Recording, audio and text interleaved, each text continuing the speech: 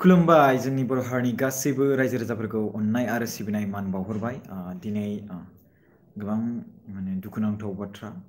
नोंथांमोना बेखौ मिथिखागौ जानांगौ जोंहा फंबाय बड' इनफ'नि अनार बिथाङाबो मदद खालामनो नाजादों मिस्टार प्रान्जल नार्जारी बिनि बिमानि देहानि हालोदा गोबां गाज्रि जानानै दङ बिथांनि बे बिमाया बिराद गेदेर बेमार जादों बे बेमारानो जाबाय केन्सार आरो बे केन्सारनि मुङानो जाबाय ब्रेस्ट केन्सार मिथिबायना ब्रेस्ट केन्सार स' बिनिखायनो आं आर'ज गाबज्रिनो सानदों इसोरनियावहाय जाहाथे प्रान्जल नार्जारीनि बिमाया थाबैनो हामथों आरो जोङो थाबैनो बिथांनि बिमाखौ सुस्थ'यै नुनो मोनथों आरो सिन्था गैयालासिनो जेबो टेनसन गैयालासिनो प्रान्जल नार्जारीया जेरै सिगांनि बायदि जोंनो खबर होदोंमोन खौरां होदोंमोन फरायनानै थिग बेबायदिनो होबाय थाबावनो हाथों टेनसन गैयालासिनो दायो बिथाङा गावनि बिमाखौ लानानै गोबां टेनसन स' बिनिखायनो आं इसोरनाव आर'ज गाबज्रियो जाहाथे प्रान्जल नार्जारीनि बिमाया जाय गुवाहाटी हस्पिटालाव दङ बिथाङा थाबैनो हामथों नोंथांमोनहाबो आर'ज गाबज्रिबानो जाबाय नोंथांमोना हिन्दुआनो जा नोंथांमोना खृष्टानानो जा नोंथांमोना बाथौ धोरोमनि जेनेबा गासिबो जाजोबो ब्रह्म धोरोमानो जा जेनेबा हिन्दु खृष्टान सिख मुस्लिम सोरबाफोर बर' राव रोङोब्ला जोंनि चेनेलखौ नायोब्ला स' बिथां प्रान्जल नार्जारीनि बिमानि थाखाय आर'ज गाब जाहाथे जोङो आर'ज गाबगासिनो दंखायो जाहाथे प्रान्जल नार्जारीनि बिमाया थाबैनो हामथों आरो थाबैनो बिथांनि बेमारा गोरलैयैनो गानो हाथों बा माने एसेबां खस्थ' जानो नाङा आरो लोगोसे रां रुफानि खेथ्रआव बुङोब्ला नोंथांमोना मोनथिखासिगौ बिथांनो दायो गोबां रांनि गोबां गोनांथि जाना दङ लाख लाख थाखा थाङो बेफोरनि बेरामाव 1 लाख 2 लाख बेफोरबायदियानो जा आरो बिनि बाराबो थांनो हागौदां स' दा प्रान्जल नार्जारी बुंनाय मथे स' बेवहाय 1 लाख 2 लाखसोआ थांखागोन बेबायदि बाथ्रा बुंदों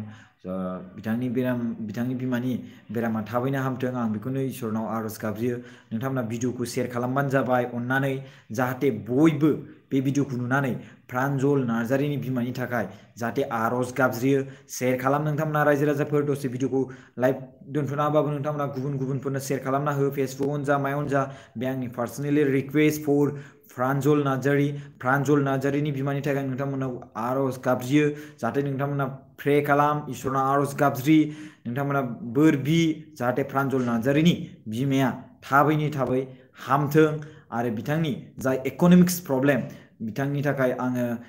बे बाथ्राखौ बुंगोन जे जों मदद खालामनांगौ आरो बिनि गेजेराव प्रान्जल नार्जारीया आंखौ मोनसे बाथ्रा बुंदों बावैनो थाबैनो सिगाङावहाय जोंनि चेनेलाव मोनसे भिडिअ बानायगोन स' बिनि गेजेराव जोङो बानायनानै होगोन दायो आं दायो प्रेनिल' आर'ज गाबज्रिनायनि थाखायल' भिडिअ बानायनोसै नोंथांमोननियावहाय जों खौसेथि जालायनांगौ मदद खालामनांगौ मा समाव मा सानलायनाङा जे है बेफोरबायदिया ओरैबायदि स' don't think like this because everybody necessary for help you have if you have something problem if you will something problem in your future then definitely you need help that time so we should help to them okay we should help to Pranjal Narzary sometimes maybe in future Pranjal Narzary is important for you maybe okay in your life maybe so he will help to you okay he will help to you नोंथांखौ मदद खालामगोन बियो प्रान्जल नार्जारीया फिउचाराव नोंथांनोबो मददनि गोनांथि जागोन स' बिनिखायनो स' बिथाङा जेसेबांखिनि खामानि मावगासिनो दङ सिगांनिफ्राय जि टेनसन लायालासिनो गावनि बिमानि हालोदाव दायो गोबां मानसिया मालाबा समाव भिडिअ होनाय मालाबा समाव भिडिअ होनो हाया बेफोरबायदि जाना दङ हाखु दाखु जागासिनो दं माने बिराद हाखु दाखु स' बिनिखायनो जोङो गासैबो इसोरनाव आर'ज गाबज्रिनानै थाबैनो मोजां डक्टरजों नायजानाय जिखिनि बेवहाय मोजां मोजांब्लाबो इसोरा मोजां खालामनानै होथों जाहाथे थाबैनो हामथों ओमफ्राय नोंथांमोनखौ आं रिक्वेस्ट खालामो जे आर'ज गाबज्रि उन्दुनायनि सिगांब्लाबो माने नोंथांमोना साननो नाङा सोर बिलाय बबे बिलाय मा बिराद गिदिर फिल्म स्टार नामा डोंट थिंक लाइक दिस अके नोंथांनो खबर होग्रा सासे मानसि बियो मिथिबायना नोंथांनो खबर होग्रा सासे मानसि नोंथांनो मोनथियै बुस्थुखौ मोनथिहोयो बिथांमोना कालेक्ट खालामो बबे बबे जायगानिफ्राय कालेक्ट खालामनानै नोंथांमोना बै निउसखौ नागिरनोब्ला बै खौरांखौ नागिरनोब्ला गोबां सम लानो हागौ 2-3 घन्टा 4 घन्टा गाहाम लानो हागौ गासै खौरांखौ नागिरब्ला बाट नोंथांमोननो 6 मिनिट 8 मिनिट 10 मिनिटावनो गासै खौरां बेसेबांबा खौरां नोंथांमोननो होयो इम्परटेन्ट खौरां स' don't think like this don't compare with the actor superstar something like that मिथिबायना स' जायफोर निउस होदों जायफोर खौरां होदों respect to them it's very important otherwise जुदि खौरां बिजोङाव जायफोर खामानि मावग्राफ्रा जुदि बन्द खालामनांगौब्ला रावबो खौरां मोननो हानाय नङा अब्ला बबे जायगायाव मा जादों बिसोर रावबो मोनथिनो खबर मोननो हानाय नङा बा मोनथिनाय नङा मिथिबायना स' आजिखालि बे जुगावनो होन सिगांनि जुगावनो होन पलिटिकेल पार्टि होनोबो थाखाय निउस चेनेलनि गोबां गोनांथि खौरां जार्नेलिस्टफोरखौ बिथांमोनाबो रेसपेक्ट होयो स' नोंथांमोना रायजो राजाफ्रा मानो होनो हाया स' you should help to Pranjal Narzary you should pray to you should pray for Pranjal Nazari mothers because we need we have to respect who are giving news for us मिथिबायना जोंनो जायफोर खौरां होगासिनो दङ बैसोरखौ जोङो मदद खालामनांगौ जों रेसपेक्ट खालामनांगौ मिथिबायना दा बिथाङा टेनसनाव दङ yes I will say we talk sometimes today I also talk maybe after before 3 days I also talk about his mother condition what's going on okay so thank you so much Bodo Info बिथाङा जे बिथांनि प्रान्जल नार्जारीनि भिडिअखौ upload खालामना होनायनि थाखाय आं गोजोननाय जासियो जे गासैबो इउटिउबारफोरखौ आं रिक्वेस्ट खालामो बिथांमोना जाहाथे बयबो बिथांनि बिमानि थाखाय आशीर्बाद बा आरज गाबज्रियो इसोरनियाव गासिबो इउटिउबार्सफोरखौ आं आरज गाबज्रियो जे नोंथांमोनखौ आं खुलुमनाय थाहरो जे नोंथांमोना प्रान्जल नार्जारीनि बिमानि सोमोन्दै एसेबाबो आरज गाबज्रिनो थाखाय खावलाय बयखौबो आं खावलायनो थाखाय खावलायो आं बुंगोन स्पेशली मेहेर वारी बड' इनफ' आरो लोगोसे जोंहा राजा खुंगुर आरो लोगोसे जोंहा गेमस्रियानो होन गेमस्रि दैमारियानो होन मिथिंगा बसुमतारी मिथिंगा नार्जारी आरो बिनि गेजेराव जोंहा दंबावो सरि आं नामफोरखौ गोसोआव गैथ'आ एक्सट्रा इउटिउबार प्लिज आरो बिनि गेजेराव जोंहा दङ if you can Alfred Bosumtari you can also pray for Pranjal Nazari's mother and जोंहा दङ बिरादनो गोबां दङ जोंहा LK Production दङ जोंहा ओमफ्राय बिनि गेजेराव जोंहा संगिना आब' जाय बिथांनि निउस चेनेल दङ ओमफ्राय बिनि गेजेराव माइनाव ब्रह्म हिसाबै ओमफ्राय बिनि गेजेरावहाय लिपिका ब्रह्म बिथाङाबो इउटिउब चेनेल दङ बिथांमोनाबो प्रे खालामनो हायो प्लिज नोंथांमोना जुदि जोंनि चेनेलखौ दायो नायदोंब्ला please I will request for pray Pranjal Narzary's mother जोङो गावजों गाव मान सन्मान होलायनांगोन सोलोंनांगोन मिथिबायना गावजों गाव मान सन्मान होनो सोलोंलायनांगोन जुदि जोङो लिंसार Brahma also yes thank you so much AB Gamer YT and ओमफ्राय बिनि गेजेराव बे सासे एक्टर दंबावोमोन ना मा नाम मोनलाय बिनि मुङा लिंसारनि उनावहाय हेलेना नार्जारी also ओमफ्राय रिया ब्रह्म also and आरो सोर दंबावोमोनलाय बे एक्टर सासे दंमोन ना जोंहा सरि एबाउट देट आं माखासे एक्टरफोरनि नामफोरखौ बावगारजोबदों बिथांमोना सिमां yes thank you so much Sanjay Bargayary सिमां brother also please I request everybody pray for Pranjal Nazari's mother because Pranjal Nazariया बिराद हार्ड वर्क खालामगासिनो दङ इउटिउबार हिसाबै जाना दं लोगोसे बिथाङा खामानिबो मावदों because बिथाङा suffering for problem that's why बिनि थाखायनो बिथाङा हार्ड वर्क खालामगासिनो दङ ओमफ्राय बिनि गेजेराव सोर बुंदों you are great Ada I love you thank you so much love you too फंबाय I love my Bodo people I proud I'm Bodo okay दा बेवहाय माबा मोनसे बुंलायगोन सोरबा ओरै थोरै don't think like this if you thinking ना that like that please call to me My name is Prakash Nazari. My number is 7740039057. So please don't think like this. आं request खालामो बेबायदि दा सानथार जों मान सन्मान जायफोर मानसिफोरा मान सन्मान बिराद लुबैलायोना बैफोरबायदिनि थाखायनो जों दिनै जोंनि बर' हारिया गोबां गाहायनिफ्राय गाहाय जालांगासिनो दङ जों जौगालांनो बेसेबांबा समनिफ्रायनो जों जौगालांसिनगौमोन बिराद बै समावनो जोङो जुदि बेबायदि साननाय रोङोमोनब्ला खामानिखौ जेब्लाबो खामानि होननानै साननानै लानांगौ not expect for what respect मिथिबायना एक्सपेक्टआ जेब्ला नों खामानिखौ मोजां मावगोन ना डेफिनेटलि रेसपेक्टआ नोंनो होखागोन रायजो राजाफ्रा नोंथाङा जुदि मोजां खामानि मावदोंब्ला अटोमेटिकलि रायजो राजाफ्रा रेसपेक्ट होखागोन मिथिबायना रायजो राजाफ्रा रेसपेक्ट होखागोन स बिबय अलसो बिबय फंबाय नोंथांजों रायलायखांखाबाय स नोंथाङाबो गावनि कमेडियावहाय गेजेरावहाय सोस'नो हागोन बिथांनि प्रान्जल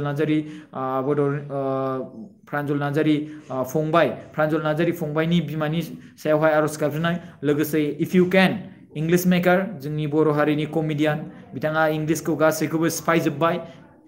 एकदमबारे गोबां फानि भिडिअ बानायो बिथाङा इंलिशजों रावजों गोबां थेंक इउ जासियो बिथाङा बर' हारिखौ मुंदांखा खालामलांगासिनो दङ एन्ड आं बे बाथ्राखौ बुङो जों गथ'खौ मोनसिगोन गोबां गोजोनथाव खौरां जे नोंथांमोननि मदद नोंथांमोननि आशीर्बादनि दारै जोङो बे खामानिखौ मावनो हालांगासिनो दङ दा फाइनान्सियेलि प्रब्लेम जों बेसो खोथाया दा जोंहा फ्लाइट बुक खालामबाय जोङो बेवहाय जोंहा फाइनान्सियेलि जाय जों गथ'फोरनोबो फरायनो थाखाय मा बेसिक खिनि रां होनो नाजादोंमोन जोङो 10,000सो बाट बेयो जोंहा सिफाय जाजोब्बाय दायो स' बेनिखायनो नोंथांमोना जुदि हायोब्ला जोंखौ मदद खालामनो हागोन अननानै आङो नोंथांमोननि सिगाङाव बुंगोन जोंनि एकाउन्ट नाम्बार जाबाय 331906800139 आं खेबसे बुंबावगोन जोंनि एकाउन्ट नाम्बारा 331906800139 आरो लोगोसे IFSC कोडआ जाबाय SBIN 0002026 आं बिनि सोमोन्दै बुङोब्ला जोंनि बे एकाउन्ट डिटेल्सआ जोंना माबायाव दंखायो डिसक्रिप्शनावबो आं होनानै होगोन आरो लोगोसे बिनि सिगाङावबो दंखायो दा बाट मोनसे खोथा बेसो कि